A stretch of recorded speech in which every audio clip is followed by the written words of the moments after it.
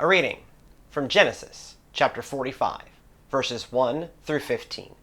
Then Joseph could no longer control himself for all those who stood by him, and he cried out, "Send away everyone from me." So no one stayed with him when Joseph made himself known to his brothers. And he wept so loudly that the Egyptians heard it, and the household of Pharaoh heard it. Joseph said to his brothers, "I am Joseph. Is my father still alive?" But his brothers could not answer him, so dismayed were they at his presence. Then Joseph said to his brothers, "Come closer to me." And they came closer. He said, "I am your brother Joseph, whom you sold into Egypt. And now do not be distressed or angry with yourselves, because you sold me here, for God sent me before you to preserve life. For the famine has been in these lands 2 years, and there are 5 more years in which there will be neither plowing nor harvest. God sent me before you to preserve you a remnant on earth and to keep alive for you many survivors. So it is not you who sent me here, but God. He has made me a father to Pharaoh, and a lord of all his house, and ruler over all the land of Egypt. Hurry, and go up to my father and say to him, 'Thus says your son Joseph, God has made me lord of all Egypt. Come down to me, do not delay. You shall settle in the land of Goshen, and you shall be near me, you and your children and your children's children, as well as your flocks, your herds, and all you have. I will provide for you there, since there are 5 more years of famine to come, so that you and your household and all that you have will not come to poverty. And now your eyes and the eyes of my brother Benjamin see that it is my mouth that speaks to you. You must tell my father how greatly I am honored in Egypt, and how all that you have seen. Hurry, and bring my father down here." Then he fell upon his brother Benjamin's neck, and wept, while Benjamin wept upon his neck. And he kissed all his brothers, and wept upon them. And after that his brothers talked with him. The adoption of this constitution lays the secure foundation for the people of South Africa to transcend the divisions and the strife of the past, which generated gross violations of human rights, the transgression of humanitarian principles in violent conflicts, and a legacy of hatred, fear, guilt, and revenge. These can now be addressed on the basis that there is a need for understanding, but not for vengeance. A need for reparation, but not for retaliation. A need for Ubuntu, but not for victimization. In order to advance such reconciliation and reconstruction, amnesty shall be granted in respect of acts, omissions, and offenses associated with political objectives and committed in the course of these conflicts of the past. With this Constitution and these commitments, we, the people of South Africa, open a new chapter in the history of our country, Constitution of 1993 for the Republic of South Africa. This comes from the interim Constitution for South Africa. It intentionally set up a bridge from the hyper-racist apartheid regime that drew boundaries based on skin color so harshly as to constitute a gross human rights abuse, and a modern, multicultural democracy.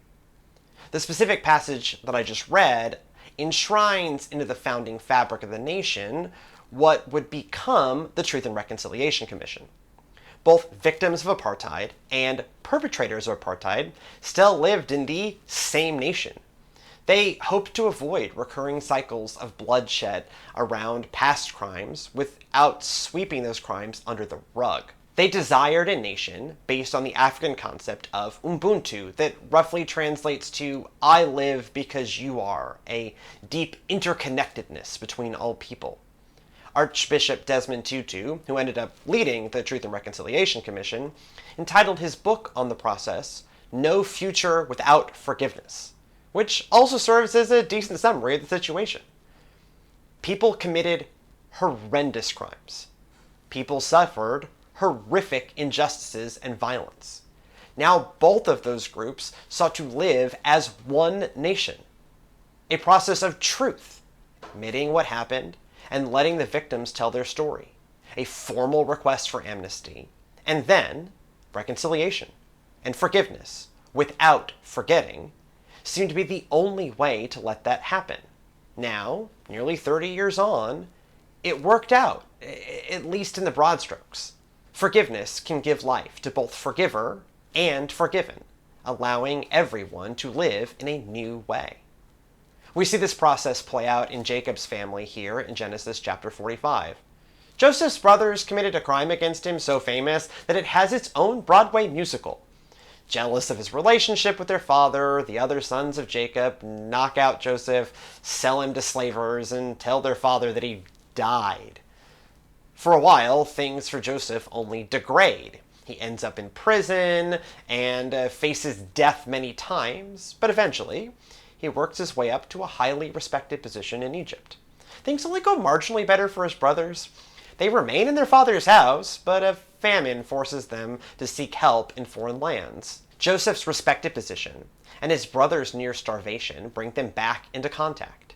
And then the question on the table becomes one of survival. Without Joseph's help, the rest of God's people, at that point solely made up of Jacob's family, will die out. Without forgiveness, they too have no future.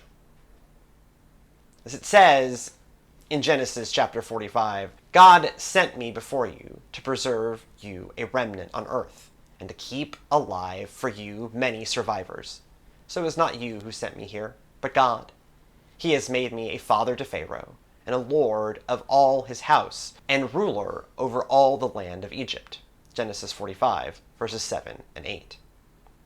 Joseph does forgive, and in doing so, gives them a future. Here we glimpse Joseph's spiritual superpower, processing the trauma, staying connected to God, and not letting past harms hold him back. He's no longer a slave. Now he has risen to the administrator of all Egypt. Even though he suffered, he can see how God has used that suffering and how he can help God's people even if they don't deserve it. If you survey the Old Testament, Joseph stands out as one of the few unblemished characters. He never wavers in his faith or has complicated romantic relationships or sells out God's people for earthly power. His only sin seems to be being a mildly braggy teenager. His forgiving his family stands in that line of faithful accomplishments. He had every right to turn them away. They harmed him, and they weren't Egyptian, and thus had no claim on the grain. He decided to not let those things stand in the way, and his family survives. For their part, the brothers never assumed that they deserved forgiveness. When Joseph reveals himself, they blanch, expecting the other shoe to drop. As it says in Genesis chapter 45, verse 3, Joseph said to his brothers, "I am Joseph. Is my father still alive?" But his brothers could not answer him. So dismayed were they at his presence. This silence speaks volumes. To me, it reads as a recognition of the harm, and that they cannot expect any good going forward. Their minds race with the recognition that because of what they did, they doomed God's people.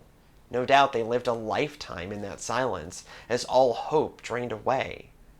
That moment is its own kind of wordless confession.